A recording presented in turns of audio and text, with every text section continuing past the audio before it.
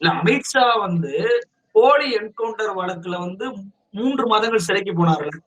இப்ப அமித்ஷாவுடைய வழக்க வச்சே நான் இந்த சட்டம் வந்து எவ்வளவு மோசமானதுன்னு சொல்றேன்.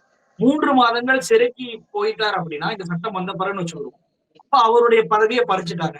இப்போ அமித்ஷாவுடைய வழக்கு என்னாச்சு?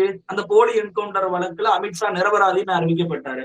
நிரபராதி என்று அறிவிக்கப்பட்டதே இவங்க ஆட்சிக்கு வந்த பின்னாடி தான். அதுல நமக்கு மாற்று கருத்து இருக்கு. ஆனா அவருடைய பார்வையில் அவர் நிரபராதி ஆயிட்டாரு. அப்ப அவர் நிரபராதி பல வருடங்களுக்கு பிறகு அந்த வழக்குல ஆகுறாருங்க. அப்ப 30 நாள் 3 மாதங்கள் சிறையில் இருந்தார் என்பதற்காக அவருடைய பதவிய பறிச்சது அவருக்கான அநீதி தானே. அவர் நிரபராதியாக இருந்தவர், அவர் மீது போலியான குற்றச்சாட்டு வைக்கப்பட்டு 30 நாள் 3 மாதங்கள் சிறையில் இருந்ததே அநீதி. அது அவருடைய பதவியும் பறிப்பது கூடுதல் அநீதி தானே. அப்ப அமித்ஷாவை வைத்தே இந்த சட்டம் என்பது மிக மோசமானது அப்படின்றத நம்மளால பார்க்க முடியுதா இல்லையா? அப்ப இந்த சட்டத்தை பாஜக கட்சியை சேர்ந்தவர்களுக்கு ஏன் பொருத்தவே இல்ல?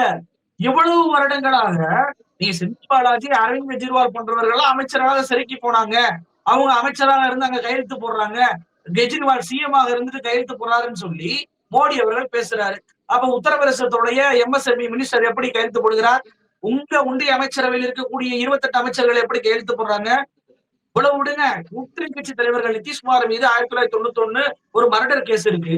அந்த மர்டர் கேஸ் பிஜேபியில கூட்டணி வச்ச பிறகு அது நிறுத்தி வைக்கப்படுது. ஏன் நிறுத்தி வைக்கப்படுது? கொலை குற்றத்திற்கான தண்டனை 5 வருஷத்துக்கு மேல தானே. அப்ப நிதிஷ்குமாருடைய பதவியை பறிக்கணும்ல. ஏன் பறிக்கல? சந்திரபாபு நாயுடு 2023 செப்டம்பர் மாதம் ஒரு ஸ்கேம்ல ஸ்கில் டெவலப்மெண்ட் ஸ்கேம்ன்ற பேர்ல ஒரு ஸ்கேம்ல கைது செய்யப்படுகிறார். அவர் வந்து மோடி ஆட்சிக்கு உதவிய பிறகு பாத்தீங்கன்னா ஈடி என்ன பண்றாங்க? அந்த ஸ்கேமுக்கும் நாயுடுக்கும் சம்பந்தமே இல்லைன்ற ரிப்போர்ட்டை கொடுக்குறாங்க. இதை எதிர்கட்சிகளுக்கு பண்ணுமா? அப்போ அவங்க கட்சிக்கும் பண்ண மாட்டாங்க. அவங்களுக்கு ஆதரவு தரக்கூடிய கட்சிகளுக்கும் பண்ண மாட்டாங்க.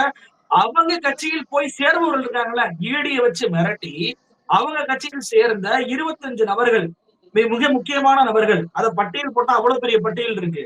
அந்த பட்டியல்ல இருக்கக்கூடிய நபர்கள் மீது ஏன் இந்த ஈடி இன்ன வரைக்கும் விசாரிக்கவே இல்ல? ஏன் அவங்களுக்கு பதவி கொடுக்கல? அஜித் பவார் வழக்கு என்னாச்சு? அவருக்கு துணை முதலமைச்சர் பதவி கொடுத்து வச்சிருக்கீங்களே. அவர் மீது ஈடு 70,000 கோடி அளவுக்கு ஊழல் சொன்னாங்களே. அது என்னாச்சு? ஹிமந்த பிஸ்வ சர்மா மீது ஒரு ஊழல் புகார் கொண்ட புத்தகத்தை பிஜேபி அடிச்சு வெளியிட்டுச்சு. அவரை ஏன் இன்னைக்கு சிஎம் வச்சிருக்கிறீங்க? இப்போ பட்டியல் என்பது போட்டுக்கொண்டே போகலாம். ஆனா நீங்க வந்து அதே செந்தில் பாலாஜிக்கு ஃபாலோ பண்றீங்களா? அரவிந்த் கெஜ்ரிவாலுக்கு ஃபாலோ பண்றீங்களா? ஹேமந்த் சோரனுக்கு ஃபாலோ பண்றீங்களா? சஞ்சய் சிங்க்கு ஃபாலோ பண்றீங்களா? மணிஷ் சிசோடியாக்கு ஃபாலோ பண்றீங்களா? இவங்க எல்லாம் கைது செய்யப்பட்டு 30 நாட்களுக்குள் இவர்களுடைய ஆதாரத்தை ஈடி கொடுத்துருச்சா? 30 நாள் எதுக்காக லிமிட் வைக்கிறீங்க? 30 நாளில் எங்களுக்கு இவங்க மீது சந்தேகம் இருக்கிறது. இவங்கள் குற்றவாளிகள் அப்படின்னு சொல்லி ஈடி ஆதாரம் கொடுத்துச்சா? 1 வருஷம் ஆகி ஆதாரம் கொடுக்காதனாலதான் அவங்க எல்லாருமே இன்னைக்கு ஜாமீன்ல இருக்கிறாங்க.